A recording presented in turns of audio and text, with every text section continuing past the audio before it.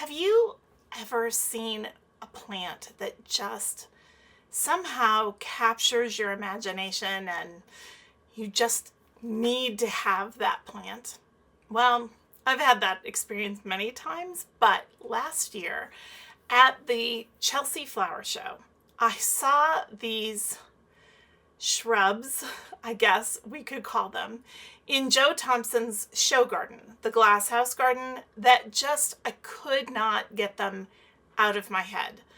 So today I'm going to show you what I am doing to try to achieve the same look in my garden with plants that are completely different.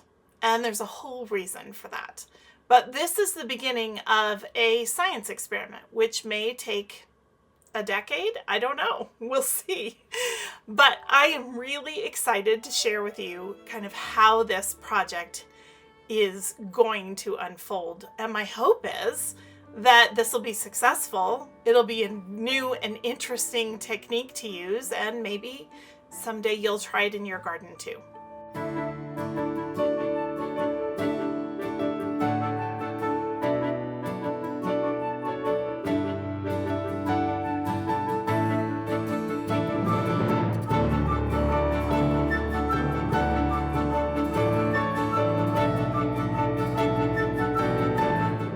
Okay, before we get started, first of all, I want to invite you to subscribe to my Substack.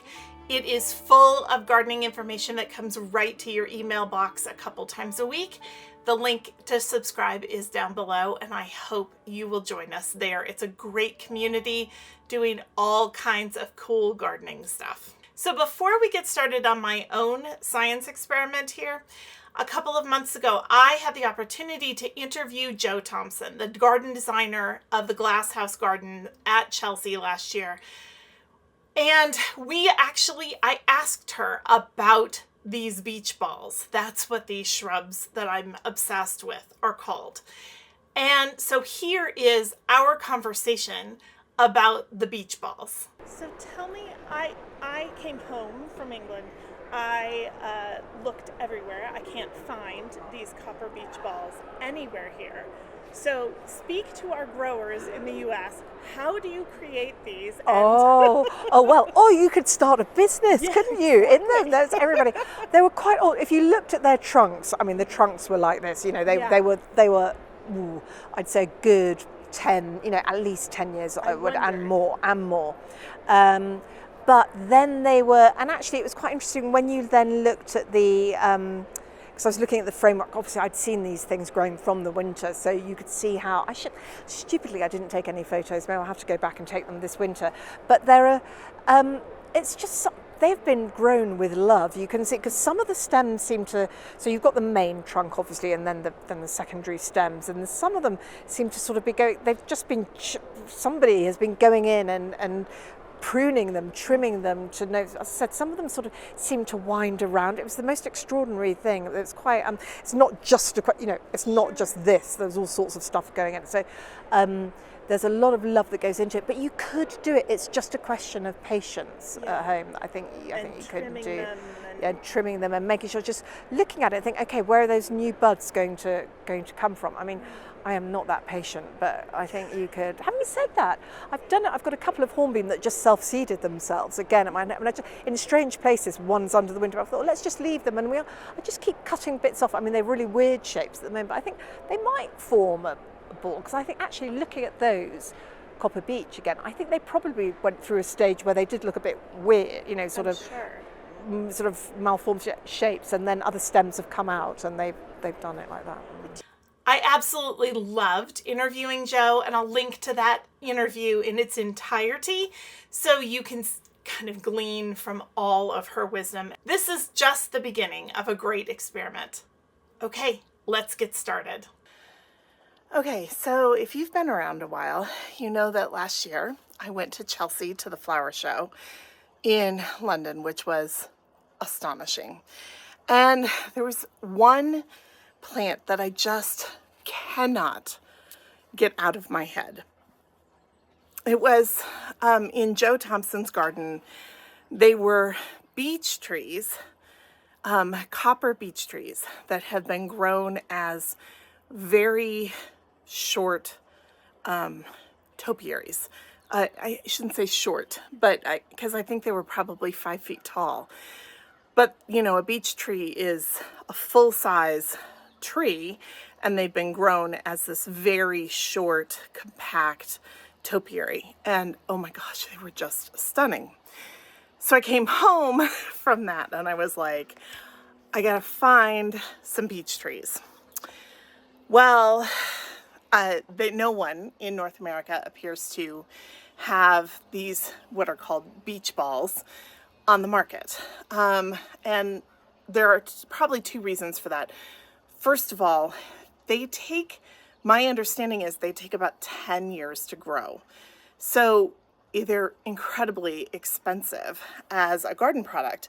But secondly, we have a plague affecting beech trees in North America right now. And so anyone growing beech trees, like, that's a very vulnerable thing. And to put, 10 years into developing something to bring it to market and then to have it, potentially wiped out by this beech disease, which I cannot think of off the top of my head, but I'll find it for you. That is not a good business proposition, right? So I kept thinking, okay, what could we do? And here's the thing about beech trees. They grow in this kind of natural rounded form anyway, but the thing about them that makes them great for this project is that they have lots and lots and lots of branches. And that sounds most trees have lots of branches, right? But the way they grow is kind of like, they form a sphere pretty naturally. So I was like, all right, what trees do we have that are not currently threatened right now, that grow kind of in that almost a lollipop shape, somewhat naturally? And I came to redbud trees. So redbud trees are native to North America. They are actually native mostly east of the Mississippi, and here I am in Colorado. But they are a native tree, and they do kind of have this natural, almost lollipop shape to them. So let me show you what I did. So I ordered 3 bare root. This is just one of them, the last one. 3 bare root redbud trees. And I have 2 already planted. So redbud trees are an understory tree. So they like part shade to shade generally. And since we have UV as a factor here, I'm putting them in morning sun, afternoon shade. And you can see they're being planted in a raised bed, but we're going to keep them relatively small. And this is an experiment. I don't know, will it take 10 years to see results? We'll see. But I've got 2 planted here. The last one will go in right over there, right in the center. And I figured in a nice bed where it's all planted out, having this basically a stick standing there is not going to be, super unattractive for a while. So once I get them all planted, the next thing I'll do is come in and cut. And I will cut right at, I gotta make sure you can actually see this. Sorry, the light is particularly strange right now. So if you see these are called nodes, okay? They're growth nodules. And this is the same principle when I planted my orchard.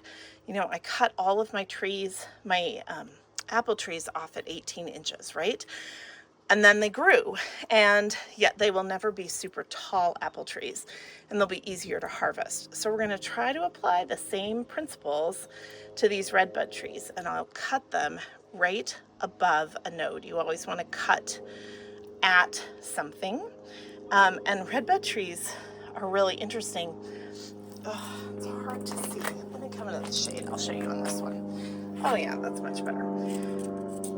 So their trunks, these are whips. So I think they're probably 2 years old maybe. But they kind of zigzag at each of the nodes. So it's really easy to see. That's not true on all young trees, but in this case it is.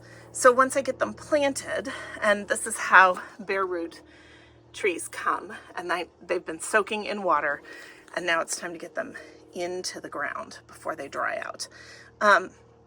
But they have this like zigzag. So I will snip it right here above a node, wherever I decide. I've got a tape measure, so I'll figure out the exact kind of height. And then what will happen is that branches will start to come from this area, this growth node, and below this growth node. So the one thing I'm not sure from all the research I've done is what height I want to do it, but we're just going to be brave and cut them and know that this may not work, but it also may be absolutely spectacular. Okay, I think the light here is the easiest to see, but I've cut each one of them at about 18 inches. They're all slightly different because of the placement of the nodes, and I want to cut above a node, just like this. And I've cut it at a 45-degree angle. This is what you do when you're pruning roses, when you're doing kind of anything, but that means that water that lands on here will shed off as opposed to pooling, and that will help prevent damage while that wound is healing. So we've got a node here, we've got a node here. This should force branches to come out from the sides, and well, we'll see how it goes. I'll keep you posted.